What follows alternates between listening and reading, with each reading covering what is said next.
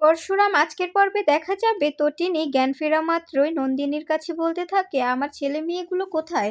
ওদের কি প্রোগ্রাম এখনো শেষ হয়নি? ওদের তো প্রোগ্রামটা শেষ হওয়ার সঙ্গে সঙ্গে আসার কথা ছিল, তবে ওরা এখনো কেন আসেনি? এখনো কেন এখানে আসেনি? আমি তো বুঝতে পারছি না।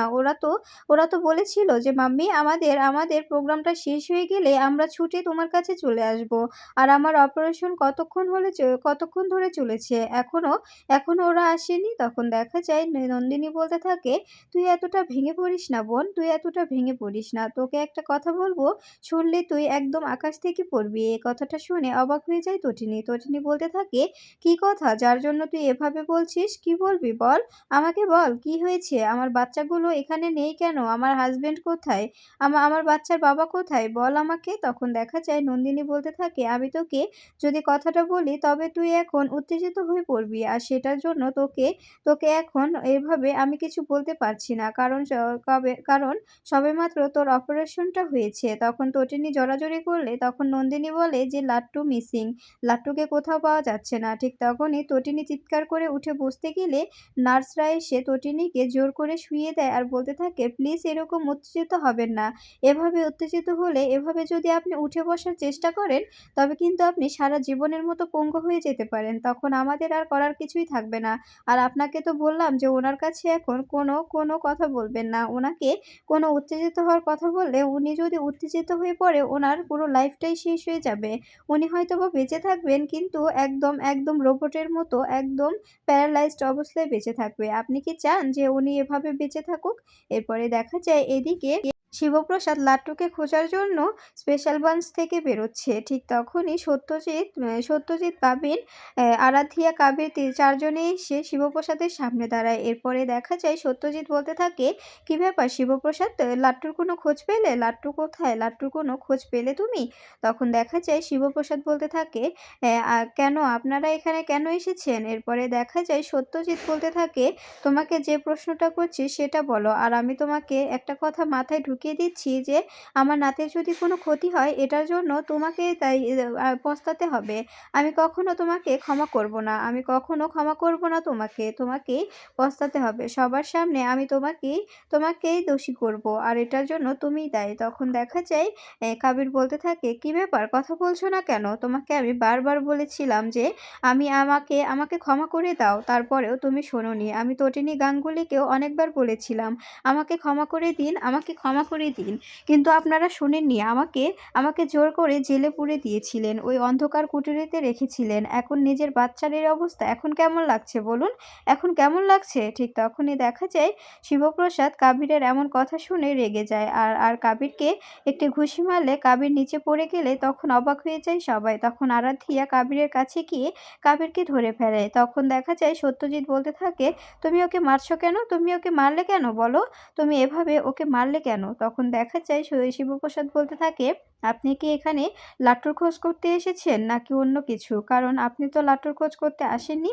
আপনার কথাবার্তার ধরন দেখে মনে হচ্ছে আপনারা আমার কাছে মজা নিতে এসেছেন। তখন দেখা যায় শিবপ্রসাদের এই কথা শুনে তখন সত্যজিৎ বলতে থাকে, আমরা এসেছি আয়ুষীর জন্য, আমরা তোমাদের জন্য আসিনি। আয়ুষী নিখোঁজ। আয়ুষীকে কোথাও খুঁজে পাওয়া যাচ্ছে না। আয়ুষীকে আমরা অনেক খোঁজার চেষ্টা করছি।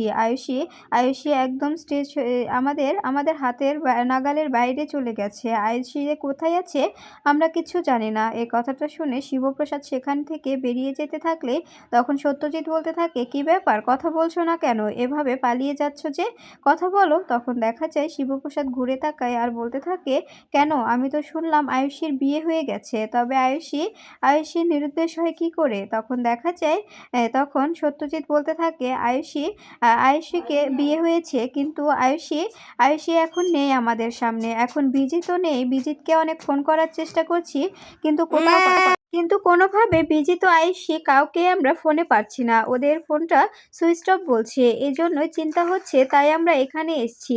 এরপরে শিবপ্রসাদ বলতে থাকে, আমার করার কিছুই নেই, আমি কি করব?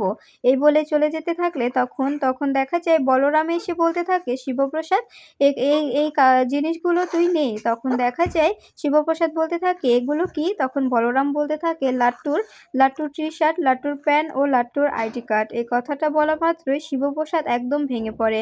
আর ব্যাগটা নিয়ে কান্নায় ভেঙে পড়লে তখন বলরাম বলতে থাকে, তুই ভেঙে পড়িস না, ওদিকে টটিনি একা আছে, প্লিজ তুই টটিনির কাছে যা। এরপরে শিবপ্রসাদ চলে গেলে তখন বলরামকে সত্যজিৎ আয়ুষীর ব্যাপারে বললে তখন বলরাম বলতে থাকে, আমরা কিছু করতে পারবো না, আপনাদের ব্যাপারটা আপনারা বুঝে নিন। তখন দেখা যায় সত্যজিৎ বলতে থাকে, এসব আপনি কি বলছেন?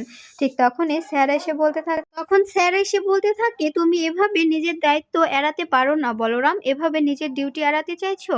তখন দেখা যায় বলরাম বলতে থাকে, না স্যার, আমি ডিউটি এড়াচ্ছি না। তখন দেখা যায় বাবিন বলতে থাকে, আপনারা তো অবশ্যই ডিউটিটা এড়াচ্ছেন, আবার এড়াচ্ছেন না বলছেন কি করে? এদিকে দেখা যায় প্রিন্সিপাল ম্যাম পিকুকে নিয়ে হসপিটালে এলে তখন নন্দিনীকে দেখে পিকু চিৎকার করে কাঁদতে থাকে আর বলতে থাকে, মাসি, ভাইকে আর কোথাও কি খুঁজে পাবো না? ভাইকে আমি কখনো আমার কাছে পাবো না? কখনো কি ভাই আর আমাদের মাঝে ফিরে আসবে না মাসি?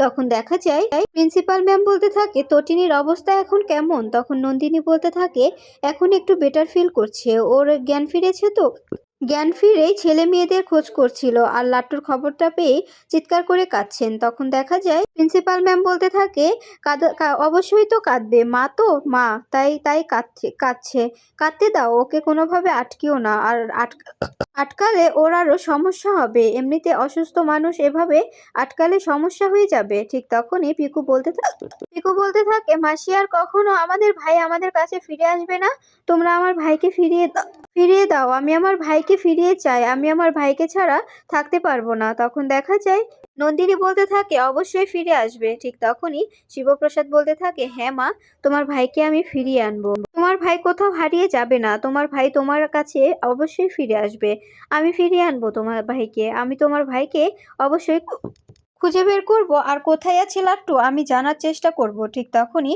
পিকু গিয়ে শিবপ্রসাদকে জড়িয়ে ধরে আর বলতে থাকে, পা, ভাইকে আমাদের সামনে থেকে তুলে নিয়ে গেল ওরা, ভাইকে কি মেরে ফেলবে? আমি কিন্তু ভাইকে ছাড়া থাকতে পারবো না, আমার ভাইকে চাই। এরপরে দেখা যায় শিবপ্রসাদ পিকুকে নিয়ে ক্যাবিনে চলে গেলে তখন নন্দিনী প্রিন্সিপাল ম্যামকে নিয়ে ক্যাবিনের ভিতরে চলে আসে। এরপরে দেখা যায় তটিনী বলতে থাকে, আমার লাট্টু কোথায়? আমার লাট্টুকে এনে দাও, আমি আমার লাট্টুকে ছাড়া থাকতে পারবো না, আমার লাট্টুকে এনে দিবে বলো, তুমি প্রমিস করো তুমি প্রমিস করো যে আমার লাট্টুকে তুমি ফিরিয়ে দেবে। তখন দেখা যায় টটিনী আর শিবপ্রসাদের এমন কাণ্ড দেখে পিকু ও অঝরে কাঁদতে থাকে। এরপরে নন্দিনী ও প্রিন্সিপাল ম্যাম দুজনে কাঁদতে থাকে আর বলতে থাকে, ওদের এরকম মুহূর্ত দেখে খুব খারাপ লাগছে, সত্যি খুব খারাপ লাগছে, ওটুকু একটা বাচ্চাকে কি করে ওরা এভাবে স্বীকার করতে পারে? এভাবে বড়লোকদের এই হিংসার কারণে এই গরিব লোকগুলো হেরে যাচ্ছে, শিবপ্রসাদ গাঙ্গুলি হেরে যাচ্ছে, প্রিন্সিপাল ম্যাম হেরে যাচ্ছে, ছোট ছোট বাচ্চারা হেরে যাচ্ছে, এভাবেই কি সমাজটা আস্তে আস্তে তলিয়ে যাবে? আমাদের সমাজটা কি এভাবেই তলিয়ে যাবে? আমি কিছু বুঝতে পারছি না। এরপরে দেখা যায় তখন নন্দিনী বলতে থাকে, দেখেছেন ম্যাম, আমাদের মেয়েটি কতটা ভেঙে পড়েছে, দু ভাই বোন একসঙ্গে সবসময় ছায়ার মতো থাকতো, আর এখন এভাবে লাট্টুকে ছাড়া কিছুতেই পিকু ভালো থাকতে পারছে না।